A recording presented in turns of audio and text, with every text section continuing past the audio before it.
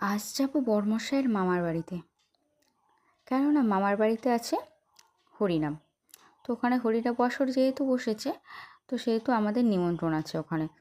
তো আমাদের বের হওয়ার আগে কাল চলে গেছে মা, দিদি, মানু, তিনজনে বেরিয়ে পড়েছে। এবার আজকে আমরা যাব। আমাদের যাওয়ার কথা তেমনভাবে ছিল না, হঠাৎ করেই ঠিক হলো যে আজকে আমরা মামার বাড়ি যাব।